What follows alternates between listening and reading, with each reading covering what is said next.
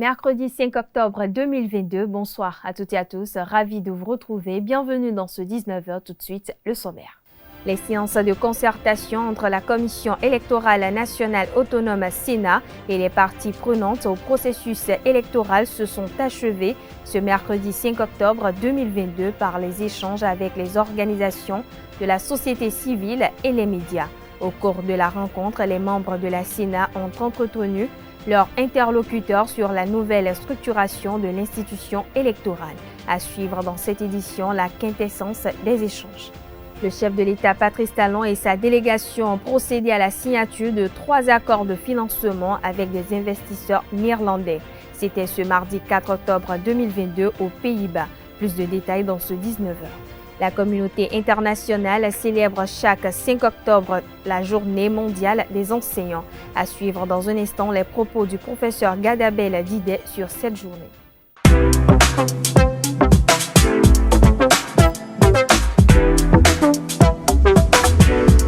Moi, je suis à ESAE et toi? Moi, je suis en administration des finances à ESAE. Moi, je suis en diplomatie et relations internationales à ESAE. Moi, je suis en journalisme à ESAE. Émission ici, c'est ESAE. Moi, je suis en communication marketing à ESAE. Moi, je suis en droit à ESAE. Moi, je suis en gestion des ressources humaines à ESAE. Moi, je suis en gestion des marchés publics à ESAE. Moi, je suis en administration du travail et de la sécurité sociale à ESAE. Moi, je suis en sciences économiques à ESAE. Moi, je suis en banque finance à ESAE. Moi, je suis en administration générale à ESAE. Moi, je suis en audit et contrôle de gestion à ESAE. Moi, je suis en sciences juridiques à ESAE. Moi, je suis en administration générale et territoriale à ESAE. Moi, je suis en transport logistique à ESAE. Moi, je suis en gestion des projets à ESAE. Rejoignez-moi, c'est la meilleure université. Nous sommes à ESAE. Rejoignez-nous. À ESAE, l'excellence a un nom.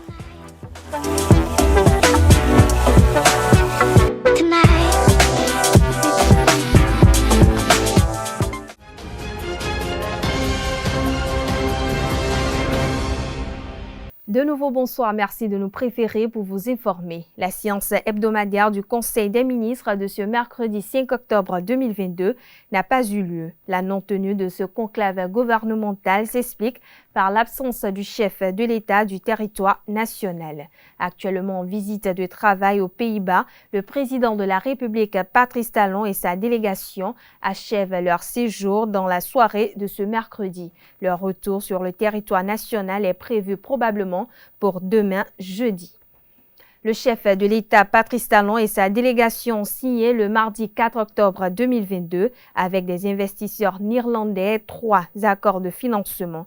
Il s'agit en effet d'un accord de financement et de 2 accords d'engagement financier pour différents projets. Au nombre de ces projets, on note le projet d'alimentation en eau potable de 6 localités du nord du Bénin, le projet du développement du port de pêche artisanal de Cotonou et du projet d'aménagement et de réhabilitation du lac Nokoué et de la lagune de Porto Novo. La signature de ces accords financiers constitue également le baromètre de la bonne santé de la relation bilatérale entre le Bénin et les Pays-Bas. La signature de ces différents accords a pour but de procéder à de nouvelles installations d'eau potable dans les villes de Karimama, Kobli et Gogounou, ainsi que le renforcement des infrastructures existantes dans les villes de Natitengu, Tukuntuna et Kopargo. Notons que ces différents accords s'élèvent à un coût global de 180 millions d'euros, soit 118 milliards 72 millions 260 000 francs CFA.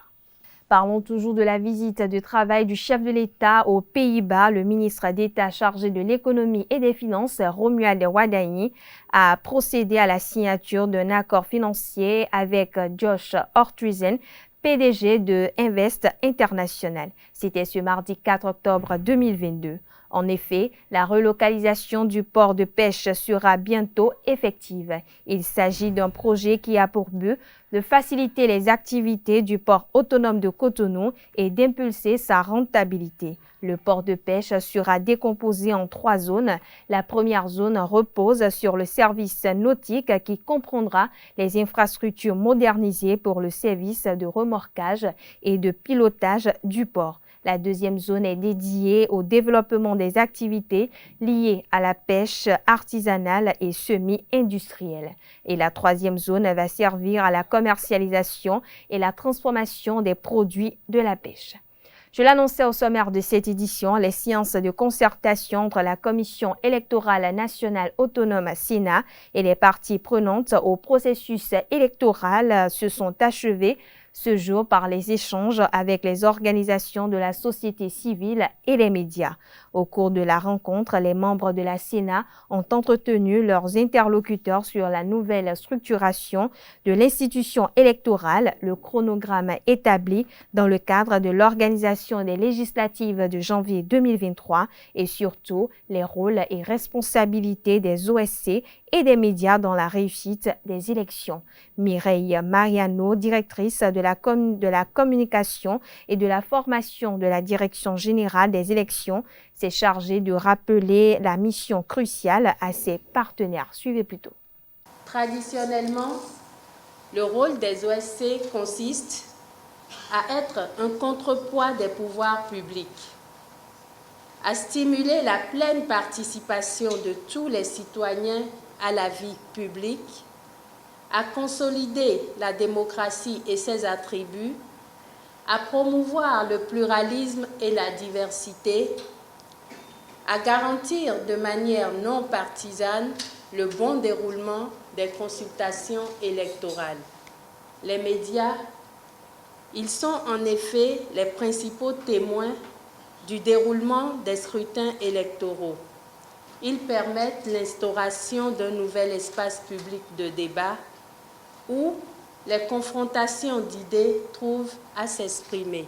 En période électorale, les organisations de la société civile et les médias assurent en plein temps la veille citoyenne, l'observation des élections, la couverture médiatique, la diffusion d'informations justes sur le processus électoral.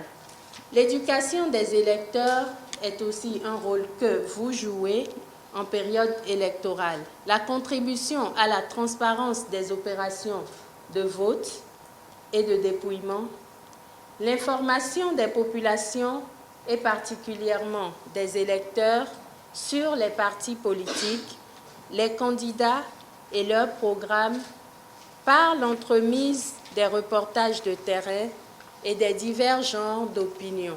En période post-électorale, et s'il y a crise, les OSC surtout, et les médias aussi, jouent leur rôle de régulateur en lançant des appels au dialogue entre les acteurs politiques. Et si donc vous êtes nos partenaires privilégiés, nous attendons de vous la sensibilisation et l'éducation de l'électorat, la vulgarisation des tests, la vulgarisation du cadre juridique que nous nous sommes donnés, la couverture médiatique des activités de la Sénat, la veille électorale permanente, le suivi du processus électoral. Nous attendons également de vous, et plus des médias, la couverture de la campagne électorale. Marino de Souza, président de Africa Élections, Fatoumata Badoko Zosso, présidente de la plateforme des OSC, et Latifatou Waidi, présidente de la coalition des organisations de la société civile pour les élections et la paix, ont apprécié la démarche de la Sénat. C'est devenu une tradition pour la Sénat, pour chaque processus électoral, de rencontrer les parties prenantes. Et donc, il y a une programmation et aujourd'hui, c'est le tour des médias et des organisations de la société civile. Nous sommes venus et comme d'habitude, ils nous ont entretenus un peu sur les rôles et les responsabilités qui nous incombent dans ce processus-là. Ça a été également l'occasion pour pour eux de nous entretenir sur la nouvelle structuration de la Sénat et le calendrier électoral, le niveau d'exécution de ce calendrier qui va être dévoilé d'après l'information que nous avons reçue tout à l'heure le 10. Okay? Donc, mes impressions sont bonnes. De ces échanges, nous avons compris la Sénat d'aujourd'hui, leur manière de fonctionner et le rôle de la société civile. Déjà, nous, en tant que COSEP Bénin, nous sommes déjà sur le terrain pour les observations. Nos observateurs à long terme sont déjà sur le terrain. Ça veut dire que nous accompagnons déjà la Sénat. Et bientôt, nous allons commencer l'éducation civique et aussi observer tout et rien sur le terrain jusqu'à la fin du processus. C'est toujours l'engagement citoyen, comme nous l'avons toujours fait, ce sera de sensibiliser surtout pour la paix, surtout pour la participation et l'inclusion, la participation de tous, de la société civile de tous bords, pour que les élections continuent d'être au Bénin des élections où on doit s'entendre, on doit se parler. Et ça a déjà commencé ici avec la Sénat, on doit se parler pour que ce qui est amélioré puisse être amélioré pour le bien de nous tous. Et vous, les médias, comme j'ai l'habitude de le dire, avez un rôle primordial à jouer. Et je crois que vous serez disposés à accompagner la société civile dans ses activités de sensibilisation et de promotion de la paix. Et en tant que partenaire des élections, je crois que c'est pertinent d'organiser ces échanges-là. Et vous avez suivi avec nous, vous avez constaté, vous avez entendu les questions posées, qui sont quand même des questions pertinentes. Même s'il y en a qui n'ont pas eu des résultats tout de suite, je crois qu'elles ont ouvert des débats qui vont certainement se poursuivre dans le sens d'améliorer le code. Il y a eu des questions qui ont été posées qui ne sont pas en fait du fait de la Sénat. C'est la loi, et c'est la loi qui en a décidé ainsi. Et dans l'application de la loi, elle sera éprouvée et alors des corrections seront apportées.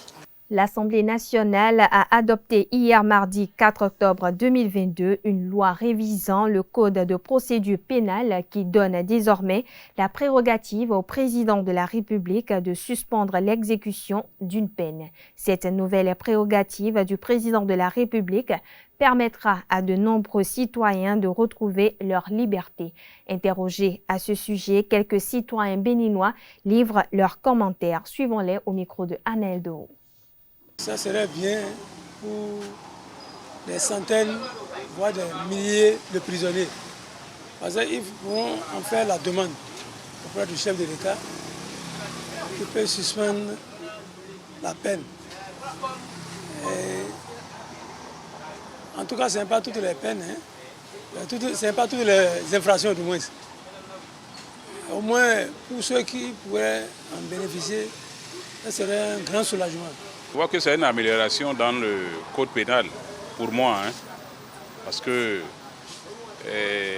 il y a des occasions qui se sont présentées dans l'actualité politique du pays où, à un moment donné, le chef d'État disait, ou bien l'opinion demandait, ou bien l'opinion publique disait que le chef de l'État doit gracier ces prisonniers-là qui étaient en prison pour la politique. Bon, et le chef d'État s'est retrouvé coincé peut-être dans des lois. Bon, peut-être c'est pour cela que les gens ont fait cette formulation-là, cette proposition-là, pour que désormais le chef de l'État puisse prendre des mesures ou bien le prisonnier peut demander la suspension de ses peines pour pouvoir, pour pouvoir quand même aplanir les divergences politiques ou bien apaiser, voilà, pour pouvoir apaiser la classe politique ou bien les événements au niveau national.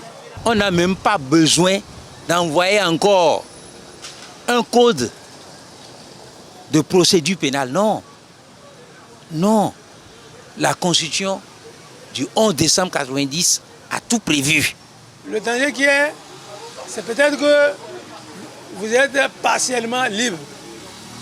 C'est le danger que j'ai vu. Sinon, au moins, même si vous n'êtes pas en prison, si vous êtes au dehors, c'est déjà bien pour vous. Vous pouvez vaquer à vos activités. Mais, vous savez, vous ne pouvez pas... Il y a des trucs que vous ne pouvez pas faire. Est-ce que vous voyez, jusqu'à un certain temps. Ceux-là qui ont proposé la loi, peut-être ils ont tenu compte. Certainement, dans l'exécution de cette loi-là, les gens verront ceux qui pourront être demandeurs de cette loi-là, ou bien graciés de cette loi-là. Ce n'est pas tout le monde pour moi, mais je crois que ceux-là qui ont fait la proposition, ils ont pris des dispositions, ils savent ceux-là qui peuvent demander la suspension de ces peines-là. Je vais m'adresser directement à Ricky Amadougou et Joël Aïvo qui ont refusé de demander un recours. On veut les obliger, non. Pour qu'après qu'on dise, non, ils ont demandé pardon. S'ils n'avaient pas demandé pardon, est-ce qu'ils allaient demander un recours? Voilà. Et en politique, tout peut se passer. Donc je crois que ceux-là peuvent avoir la chance d'être pris en compte par cet acte qui a été pris, pour pouvoir apaiser la classe politique ou bien l'opinion publique ou même l'opinion internationale. Le monde entier célèbre chaque 5 octobre la journée mondiale des enseignants. Le thème retenu cette année est le leadership des enseignants et enseignantes dans la transformation de l'éducation. Interrogé sur le sujet, Gadabel Didé, enseignant-chercheur à l'université d'Abomey-Calavi et maître de conférences des universités du Conseil africain malgache de l'enseignement supérieur CAMES, explique la portée de ce thème et porte un regard sur le système éducatif béninois. Il est au micro de Quentin Amoussou et Nansirine Fatoumbi. Je crois que ce thème est retenu pour mettre l'accent sur le rôle et l'importance des enseignants, non seulement dans le système éducatif, mais aussi, voire surtout, dans le développement social, économique, politique, moral, pour ne citer que ces aspects-là. Il s'agit aussi d'examiner la qualité du travail abattu par les enseignants et ce qu'ils représentent dans la cité aujourd'hui. Au niveau du système éducatif, vous n'êtes pas sans savoir que le système éducatif dépend d'une politique éducative qui est promue par le gouvernement. Il y a des revendications qui sont sur la table depuis des années et qui ne sont toujours pas satisfaites. Et on ne peut pas dire au jour d'aujourd'hui, on ne peut pas dire à l'heure où nous parlons que l'enseignant béninois vivait mieux qu'il y a 10 ans, qu'il y a même 7 ans. Et je crois que le gouvernement actuel est en train de percevoir ce signal et nous espérons qu'il va bientôt corriger le tir pour le bien-être non seulement des enseignants, mais de toute la cité béninoise. Lors de son intervention, le professeur Gadabel Didé n'a pas occulté d'aborder les difficultés que rencontrent les enseignants du système éducatif béninois. Il a profité de l'occasion pour proposer quelques solutions à l'endroit de ses collègues enseignants en cette journée. Suivez plutôt. Vous n'êtes pas sans savoir que nos collègues qu'on appelle aspirants ont d'abord des difficultés économiques. Leurs difficultés sont essentiellement économiques parce qu'ils vivent dans une certaine précarité liée à l'employabilité. Et non seulement il y a cette difficulté, mais même la dénomination entre griffes aspirant cause problème et mérite réflexion. Maintenant, le problème global des aspirants, et je crois leur revendication principale, c'est d'être payé 12 mois sur 12, d'avoir un certain nombre d'avantages qui leur permettraient de sortir de la précarité. Et je crois que le gouvernement actuel est à l'œuvre et nous espérons que dans les prochains jours ou dans les prochaines semaines, quelque chose de significatif sera fait à leur endroit pour qu'ils puissent retrouver véritablement le sourire et pour qu'ils puissent avoir le cœur véritablement à l'œuvre. On a tendance aujourd'hui qu'avec toutes les lois qu'on prend et tout ce qui se passe dans notre cité, on demande juste aux enseignants d'enseigner. Et le rôle de l'éducateur est de plus en plus réduit à sa portion congrue. L'enseignant aujourd'hui n'a plus d'autorité en réalité sur son apprenant. Et si nous n'y prenons garde, nous allons assister dans les années à venir à une véritable crise. Il faudrait que les autorités, d'une manière ou d'une autre, travaillent à ramener au sein du système éducatif, à reconstruire plutôt au sein de notre société la dignité et l'honneur qui doivent être attachés à cette fonction. Maintenant, à l'endroit aussi de mes collègues enseignants, il faudrait que nous puissions bien faire notre travail. Nous avons une matière sensible et nous travaillons pour l'avenir de ce pays. Donc l'enseignant est appelé à faire preuve davantage de pédagogie. Il est appelé à mieux faire ses cours. Il est appelé à donner le meilleur de lui-même en se disant qu'il travaille non seulement pour lui, non seulement pour gagner son pain, mais surtout pour contribuer au développement de ce pays en formant des têtes bien faites et non des têtes pleines. Les habitants de la ville de Cotonou et ses environs sont confrontés depuis quelques jours à une montée des eaux, mais surtout à la crue dans certaines régions. Cette situation expose les habitants à des risques de maladies. Bernard Midomidé, environnementaliste à la Société de gestion des déchets et de la salubrité du Grand Nokoué, SGDSGN, expose ici les gestes et des mesures à prendre pour prévenir des risques. Suivons-le au micro de Francis Farami. Ce qu'on peut faire pour se mettre à l'abri des maladies que peut causer ce phénomène, c'est toujours de respecter les gestes de propreté. C'est vrai, nous vivons dans l'eau, mais dans cette eau, nous pouvons quand même c'est-à-dire respecter quelques règles d'hygiène. Par exemple, je passe dans l'eau pour aller acheter, bien pour faire mes besoins. Je reviens, je dois laver mes mains. J'achète, je dois éviter surtout de jeter des ordures un peu partout dans l'eau. Il y a des pirogues qui sont en truc là, en business, et sur l'eau, en permanence. Actuellement même nous sommes sur l'eau avec une pirogue. Je peux quand même solliciter ces pirogues là, déposer mes ordures dedans, leur demander, arriver à un niveau d'évacuer ces ordures-là. C'est des gestes qui peuvent nous aider, qui peuvent éviter des maladies, surtout les enfants. Regardez là-bas, voilà un petit enfant. Quand lui aura envie, par exemple, de faire ses besoins, il va quand même s'abaisser, enlever sa culotte et faire. Vous voyez, les poissons viendront manger. Ce sont ces mêmes poissons que nous prenons encore. Donc, c'est des gestes que nous pouvons éviter pour rester à l'abri des maladies.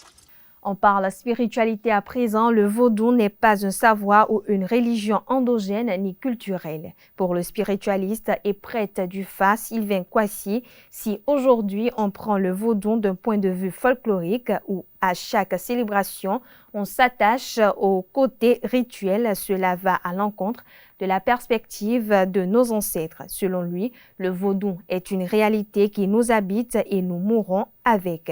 Pour plus d'informations à ce sujet, suivons un extrait de son argumentaire, des propos recueillis par Jacques Marion d'Almeida. Je veux m'adresser d'abord aux chrétiens du monde, à qui je renvoie cette partie de l'évangile de Paul aux Athéniens, qui parlait du Dieu inconnu. Ce Dieu inconnu, que Paul dit que c'est Jésus qui était ce Dieu inconnu. Le vaudou n'est pas une religion endogène, non. Le vaudou n'est pas un savoir endogène non plus, c'est pas culturel. Aujourd'hui, quand on parle de la fête vaudou au Bénin, on voit que la côté culturel, côté folklorique, c'est qui est déplorable. C'est quoi le vaudou? Le vaudou est l'inconnaissable. Nos ancêtres, c'est-à-dire les anciens êtres, ont bien été clairs. sur cette notion de vaudou. Ils ont dit c'est ce que nous ne connaissons pas que nous évoquons qui nous sauve. Aujourd'hui, qu'est-ce que les Béninois adorent, à qui dédient ces cultes, ce folklore? C'est les fétiches. Le fétiche, c'est la création de l'homme. L'homme ne peut pas créer le vaudou. Donc tout ce que nous avons aujourd'hui en Afrique occidentale, ce sont que les fétiches. D'autres me diront que c'est la densification des éléments. Les 4 éléments, je dis non. Les 4 éléments sont mortels. Ce que j'appelle les 4 éléments, c'est l'élément eau, terre, feu. Ces 4 sont mortels. Air sont mortels. Donc on ne peut pas adorer ce qui est mortel, ce qui est inférieur à nous. Donc le vaudou, ce qui nous dépasse, ça dépasse l'entendement, ça demande la raison humaine. Selon tout ce que nous adorons ici aujourd'hui, c'est la loi, dépend de la loi de la pesanteur, qui est la loi de la gravité, qui nous amène nulle part. Or que le vaudou donne la possibilité à l'homme noir de se développer. Le vaudou est l'art royal. L'art qui fait de nous des individus nobles, des êtres accomplis. Un être accompli, c'est quelqu'un qui possède l'art royal, la maîtrise du soi. On dit souvent qui se connaît, connaît son Seigneur. Qui se connaît, connaît le vaudou. Le vaudou nous habite. Il est l'essentiel qui est dans l'être profond. Donc je demanderai à mes frères béninois, surtout à l'autorité du Bénin, de l'Afrique occidentale, d'aller vers le vrai vaudou. Peut-être que l'Église les empêche d'y aller. Les religions les empêchent d'y aller. Parce que je me rappelle qu'à la venue du président Talon, il a l'audace de dire que le Bénin est la terre de vaudou. Mais après, il a changé sa parole. Le vaudou nous a amené après vers le tourisme culturel. Le tourisme vaudou n'est pas le vaudou. C'est la culture de vaudou, ça. C'est ce que nous déplorons. Il doit garder sa parole agissante que le Bénin, la terre du vaudou. Donc à partir de ce moment, qu'est-ce qui fait aujourd'hui le sous-développement du Bénin? C'est le rejet du vaudou. Que l'Église a jeté l'hérésie en disant que la sorcellerie. Le vaudou est la sagesse divine. Le vaudou qui permet à l'individu de prendre conscience des devoirs de la République. L'actualité hors de nos frontières de ce mercredi est un condensé des actualités au Tchad, au Yémen, en Russie et en Corée du Sud. Une réalisation de Nansrine Fatoumi. Au Tchad, le dialogue national inclusif et souverain doit se terminer à la fin de cette semaine. Certaines conclusions importantes ont été formulées. Une nouvelle transition de 24 mois va s'ouvrir et sera dirigée par Mahamat Idriss Déby, à l'issue de laquelle il pourra, comme les autres responsables de la transition, briguer les suffrages des électeurs. L'opposant Masra, chef du parti des transformateurs, appelle à des clarifications et à de nouveaux pourparlers. Au Yémen, les rebelles houthis et le gouvernement n'ont pas réussi un accord qui permettra de prolonger la trêve en vigueur depuis 6 mois. Depuis le 2 avril 2022, le Yémen vit au rythme de trêve temporaire de 2 mois renouvelée à 2 reprises. La dernière en date s'est terminée le 2 octobre dernier. Le pays est ravagé depuis 2014 par un conflit qui oppose les rebelles houthis proches de l'Iran aux forces gouvernementales. Le président russe Vladimir Poutine a signé ce mercredi 5 octobre la loi d'annexion de 4 régions ukrainiennes et les décrets normant formellement à leur tête les dirigeants que Moscou y avait mis en place. Les textes signés par le dirigeant russe stipulent que les régions de Kherson et Zaporizhia sont acceptées. Pour finir, la Corée du Sud et les États-Unis ont lancé ce mercredi 4 missiles sol-sol vers des cibles en mer au lendemain du tir par la Corée du Nord d'un missile balistique qui est passé au-dessus du Japon, une première en 5 années qui avait conduit Tokyo à activer son système d'alerte et à demander aux habitants de certaines régions de se mettre à l'abri. Environ 28 500 soldats américains sont stationnés en Corée du Sud pour aider à la protéger de son voisin. Voilà, chers internautes, c'est ainsi que prend fin cette édition. Merci pour votre attention. Merci pour l'attention accordée à cette édition. Excellente soirée à toutes et à tous.